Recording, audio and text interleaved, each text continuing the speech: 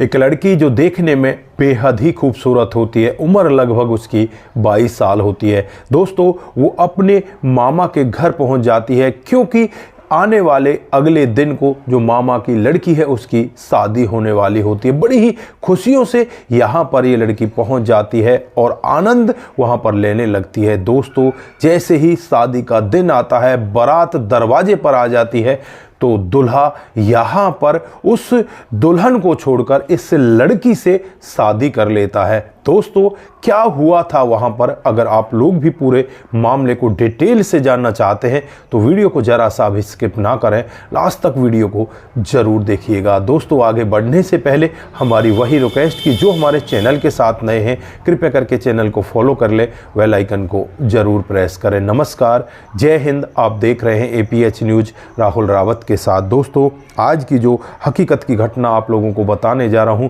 उत्तर प्रदेश के ये लखनऊ के एक छोटे से गांव की हकीकत की घटना है। यहां पर एक लड़की जिसका नाम आस्था शर्मा होता है। दोस्तों, पढ़ने लिखने में बचपन से ही ये बहुत होशियार होती है। धीरे धीरे करके ये बड़ी होने लगती है और अपनी ग्रेजुएशन की पढ़ाई पूरी कर लेती है और अब इसकी उम्र लगभग 22 साल हो जाती है। दोस्तों, इधर यहाँ पर आस्था की एक मामा की लड़की होती है जिसका नाम प्रिया होता है और प्रिया बहुत ही धनवान अपने बाप की बेटी होती है। बहुत अच्छे से वो भी पढ़ाई लिखाई किया करती। यहाँ पर प्रिया का रिश्ता तय हो जाता है अर्जुन के साथ।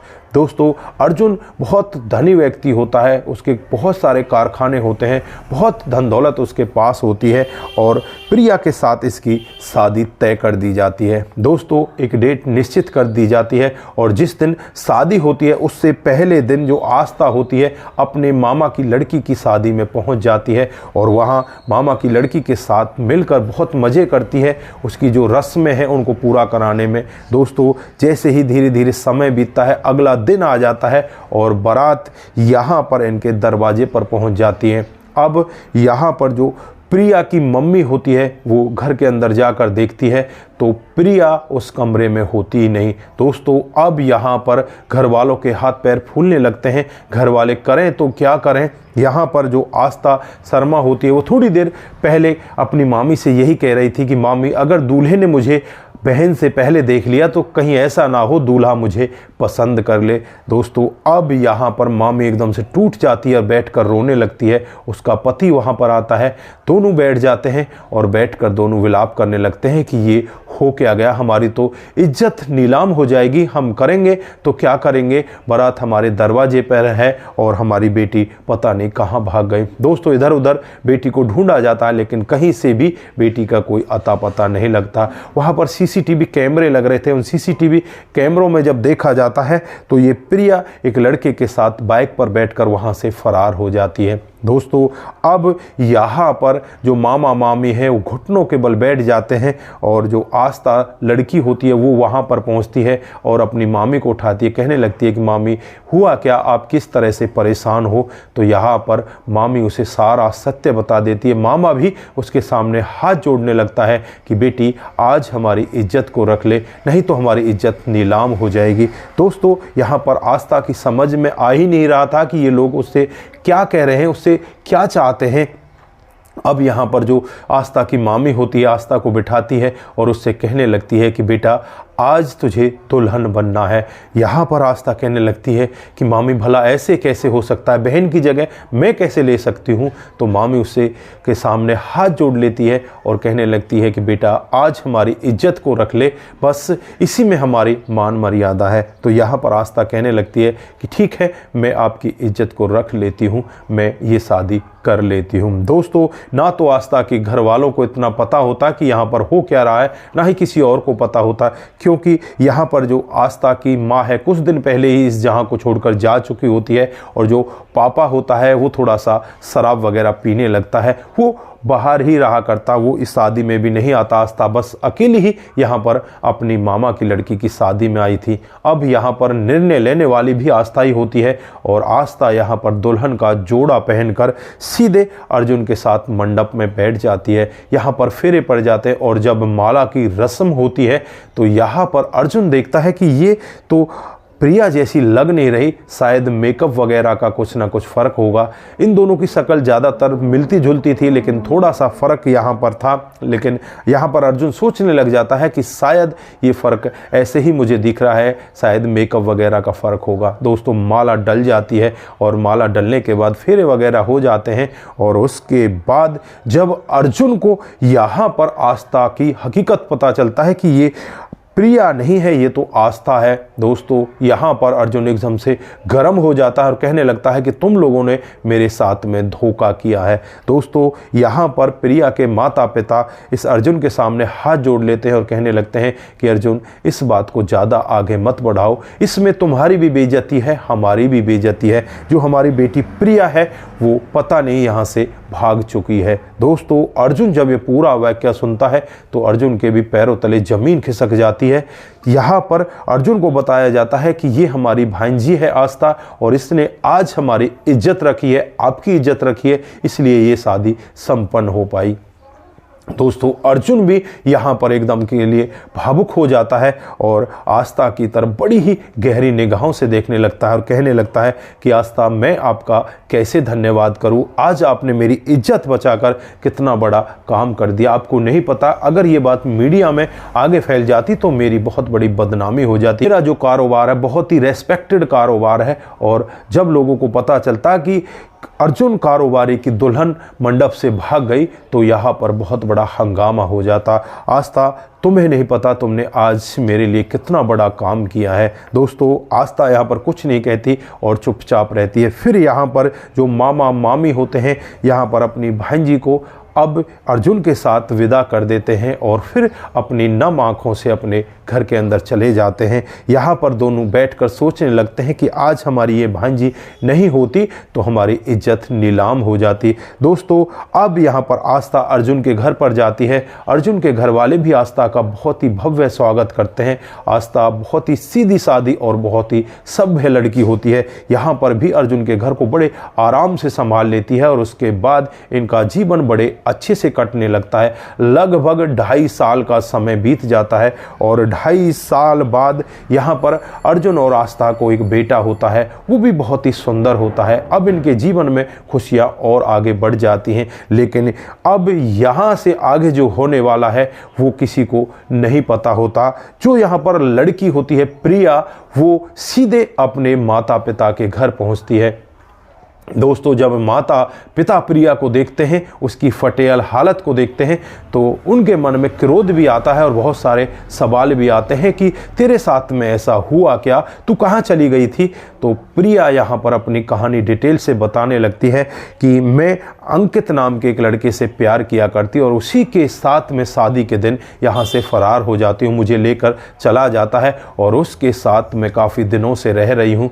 लेकिन कुछ दिन पहले ही मुझे पता चला तो अंकित तो किसी और ही दूसरी लड़की से प्यार करता है। उसने मुझे ठुकरा दिया, धक्के मारकर मुझे अपने घर से भगा दिया और कुछ दिनों से मैं इधर उधर भटक रही हूँ। फिर मेरी समझ में आया कि मैं अपने माता पिता के पास जाती हूँ। माता पिता भी यहाँ पर उस लड़की से यही कहते हैं कि तू बस भाग जा, हमारी नज़रों के सामने से दूर हो जा, तुझे नहीं पता तूने हमारी कितनी बड़ी बेइज्जती कर दी। अगर उस दिन आस्था यहाँ पर नहीं होती तो हमारी बहुत बड़ी बदनामी हो जाती। दोस्तों, प्रिया यहाँ पर रोती है, अपने माता पिता के सामने गिड़गिड़ाती है, लेकिन माता पिता उसे घर में प्रवेश नहीं देते। वो कहते हैं कि हमारी बेटी तो आस्था है और वही हमारे घर पर आती जाती है, तू हमारी बेटी है ही नहीं, तू यहाँ से निकल जा, हमारी आंखों के सामने से दूर हो जा। दोस्तों, यहाँ पर प्रिया रोती है, बिलखती है और वहाँ से सीधे फिर वो एक निर्णय लेती है कि क्यों ना अर्जुन के पास जाया जाए, अर्जुन से मैं बात करूँगी, वहीं पर रह जाऊँगी। दोस्तों, फिर यहाँ पर जो प्रिया होती है वो अर्जुन के पास जाती है और अर्जुन के सामने गिड़गिड़ाने लगती है। अर्जुन से कहती है कि अर्जुन मुझे माफ़ कर दो, मुझे अपना लो। अर्जुन कहता है कि तुम वही प्रिया हो ना जो मुझे शादी के मंडप में अकेला छोड़कर चली गई थी। तो यहाँ पर प्रिया कहती है कि मुझसे बहुत बड़ी गलती हो गई, मुझे माफ़ कर दो, मैं आपके चरणों में रह लूँगी, मुझे यहाँ पर जगह दे दो। लेकिन यहाँ पर अर्जुन कहता है कि नहीं नहीं, तुझे माफ़ नहीं किया जा सकता, तू यहाँ से भाग जा। ये सब बातें जो अर्जुन की पत्नी होती है आस्था, वो सुन रही होती है। आस्था जैसे ही बाहर आती है तो यहाँ पर प्रिया आस्था के भी चरणों में गिर जाती है, रोते हुए कहने लगती है कि बहन मुझे माफ़ कर दे। यहाँ पर जो आस्था है वो कहने लगती है कि मैं तुझे माफ़ करने वाली कौन होती हूँ, तूने गलत मामा मामी के साथ किया है, तूने गलत अर्जुन के साथ किया है, तू इन लोगों से माफ़ी मांग, मुझसे क्यों माफ़ी मांगती है? मैंने तो बस यहाँ पर तेरी जगह ली थी, हालांकि मुझे ये जगह नहीं लेनी चाहिए थी, लेकिन तू भाग गई। अब यहाँ पर इन लोगों की इज्जत बचाने के लिए मुझे कुछ तो करना पड़ा, यहाँ पर मैंने ये सब किया। दोस्तों अब यहाँ पर प्रिया आस्था के चरणों में गिर जाती है और कहने लगती है कि आस्था, मैं बहन भटक गई थी, मुझे माफ़ कर दे। मेरी समझ में सब कुछ आ चुका है कि अपने परिवार की इज्जत ही सब कुछ है, उसके सिवा कुछ भी नहीं है। यहाँ पर प्रिया रोने लगती है, गिड़गिड़ाने लगती है और कहने लगती है कि बहन मुझे यहाँ पर झाड़ू पोछा करने के लिए रख ले, ज़्यादा दुखी हो चुकी हूँ। यहाँ पर आस्था और अर्जुन दोनों एक दूसरे की तरफ देखने लगते हैं और यहाँ पर जो आस्था होती है वो अर्जुन से कहने लगती है कि अर्जुन, क्यों ना हम अपनी बहन को अपने घर रख लेते हैं। तो यहाँ पर अर्जुन कहने लगता है कि आस्था ये ठीक नहीं है, कल को तुझे ही दिक्कत होगी, तेरा ही जीवन खराब होगा, तू मान जा, ऐसा काम मत कर। लेकिन यहाँ पर आस्था कहने लगती है कि ये मेरी बहन है, ये यहाँ पर खाना ही खाने के लिए तो रह रही है, ये कह रही है कि मैं घर का काम भी कर लूँगी, हमारे साथ रहेगी, हमारे बच्चे को भी खिलाएगी पिलाएगी और यहाँ पर ये हमारे साथ आराम से रहने लगेगी। दोस्तों यहाँ पर आस्था की बात को मानकर अर्जुन भी तैयार हो जाता है और यहाँ पर प्रिया को इस घर में जगह दे दी जाती है। अब प्रिया यहीं पर रहने लगती है और एक दिन का वाक़या होता है जब प्रिया के पापा यहाँ पर आस्था की ससुराल में आते हैं तो यहाँ आकर देखते हैं कि प्रिया भी यहीं पर है। तो प्रिया से वो बात भी नहीं करते, आस्था से बात करते हैं। प्रिया यहाँ पर कहने लगती है कि पापा मुझे माफ़ कर दो, मुझसे बहुत बड़ी गलती हो गई, मुझे ऐसा नहीं करना चाहिए था, अब मैं समझ चुकी हूँ, अब तो मुझे माफ़ कर दो। यहाँ पर जो पापा होते हैं उसकी तरफ निगाह उठाकर भी नहीं देखते और सीधे आस्था की तरफ चले जाते हैं। वो कहते हैं कि मेरी असली बेटी तो ये है, तू तो मेरी फालतू की बेटी है। दोस्तों अब यहाँ पर आस्था भी अपने मामा से कहने लगती है कि मामा जी अब तो इसे माफ़ कर दो, हमने भी इसे माफ़ कर दिया है, अपना लिया, ये हमारे पास ही रहती है। तो यहाँ पर जो आस्था के मामा होते हैं वो कहने लगते हैं कि तेरी मामी को भी बुलाना पड़ेगा। फिर यहाँ पर जो इस प्रिया की मम्मी होती है उसे भी यहीं पर बुला लिया जाता है और ये दोनों माता पिता यहाँ आकर प्रिया से बात करने लगते हैं, आस्था से बात करने लगते हैं। फिर यहाँ पर मम्मी पापा इस प्रिया को अपने साथ आस्था के कहने पर लेकर जाते हैं। जब आस्था उनसे ये कहती है, जब आस्था उनसे कहने लगती है कि मामा मामी अगर आप मुझे कुछ देना चाहते हो तो बस मुझे ये दे दीजिए कि इस प्रिया को अपना लीजिए।